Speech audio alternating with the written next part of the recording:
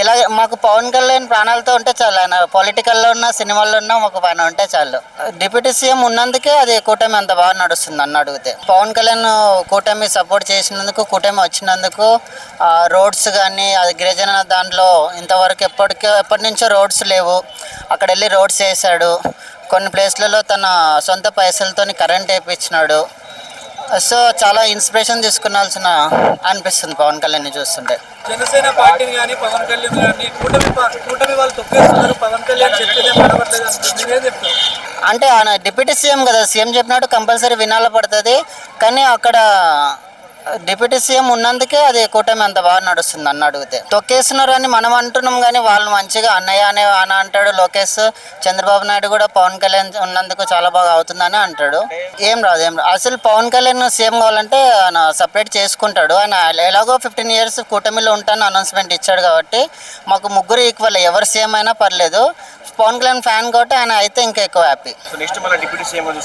ఇలా మాకు పవన్ కళ్యాణ్ ప్రాణాలతో ఉంటే చాలు. ఆయన పొలిటికల్లో ఉన్న సినిమాల్లో ఉన్న మాకు పైన ఉంటే చాలు. అంటే రియల్ లైఫ్, అంటే రియల్ మనిషి ఎలా బ్రతకాలి, ఒక హెల్పింగ్ నేచరు. ఇప్పుడు ఆయన సినిమా చేస్తే తెలిసిందే, ఒక రోజుకు 2 కోట్లు సంపాదించగలుగుతాడు. అలాంటి ఎండలో తిరిగి వానలో వచ్చి ఓటమి చూసి ఇప్పుడు సామాన్య ప్రతి పబ్లిక్కి అతను ఒక ఇన్స్పిరేషన్ అయిపోయాడు. ఇప్పుడు ఆయన బాటల్లోనే మన విజయ దళపతి కూడా వస్తున్నాడు.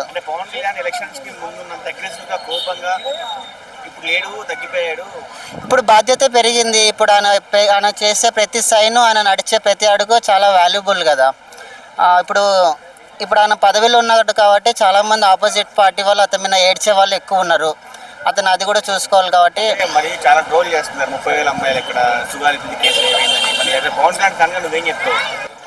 అదంతా మనం చెప్పలేం కదా, అది గవర్నమెంట్ వాళ్ళే తెలుసు. ఇంతకుముందు కూడా ఇప్పుడు 30,000 అన్ని ప్రూఫ్ లేదు కదా, ప్రూఫ్ ఎవరు చూపిస్తున్నారు? నాకు తెలిసి కూటమి వచ్చిన తర్వాత అవ్వకొని ఉంటారు. అదేమన్నా అంత ముందుదే మళ్ళీ కౌంట్ తీస్తుంటారు. ఓకే వస్తుంది బ్రో. దానికన్నా ఇంపార్టెంట్వి కూడా ఉన్నాయి కదా. ఇప్పుడు ప్రజలు ఇప్పుడు పోయిన వాళ్ళకు ఉంటే ఉన్న వాళ్ళ ప్రాణాలు కాపాడుకోవాలి కదా, ఉన్నోళ్ళు చూసుకోవాలి కదా. అది మనకు తెలియదు బ్రో, మన ఐడియా ఉంది. న్యాయం అంటే ఇప్పుడు ఆయన ఏం సీఎం కాదు కదా, ఆయన చేసినంత వరకు చేశాడు డిప్యూటీ సీఎం. ఇప్పుడు ఆయన కొన్ని లక్ష వర్క్స్ ఉంటాయి, ఆయన అన్నీ చూసుకోలేడు, అన్నీ రీచ్ అవ్వలేడు. కొంచెం టైం పడుతుంది.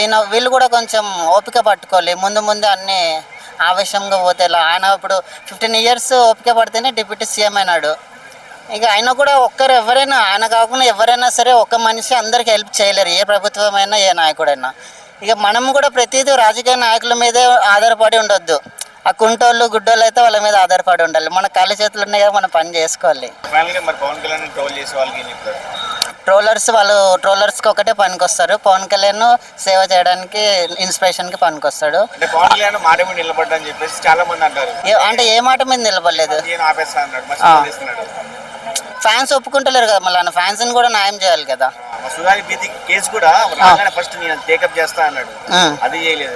అంటే అక్కడ పదవిలోకి రాగానే అక్కడ ఈయననే సీఎం అయితే ఈయన అన్ని రైట్స్ ఉన్నాయి. అక్కడ పైనుంచి ఏమేమి ఉన్నాయో చెప్పలేము కదా, అన్నీ నేను ఒకటే చేయాలి. అది ఇప్పుడు అంతకన్నా పెద్ద సమస్యలు ఉన్నాయి, రోడ్లు కానీ, వాటర్ కానీ, కరెంట్ కానీ. హామీలు ఇప్పుడు చాలామంది 1,00,000 హామీలు ఇచ్చి ఒకటి కూడా చేయరు. ఈయన లక్షలో కనీసం 50,000 అయినా చేస్తాడు, 50% అయినా చేశాడు. అందరికి న్యాయం చేస్తాడు. ఎందుకు చేయలేదు? వాళ్ళు ఆల్రెడీ నెగిటివ్ చేసి ఆల్రెడీ వైసీపీ వాళ్ళకి అమ్ముడిపోయినారు. అప్పుడు మధ్యలో ఆల్రెడీ ఆయన మీదనే ఆపోజిట్ వచ్చినారు. ఆయన కూడా ఆయన ఏం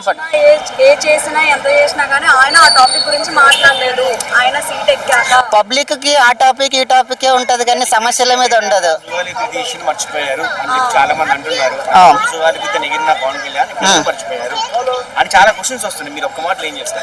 ఇప్పుడు ఎన్నో సమస్యలలో ఇదొక్క సమస్యను ఎందుకు హైలైట్ చేస్తున్నారు? ఇప్పుడు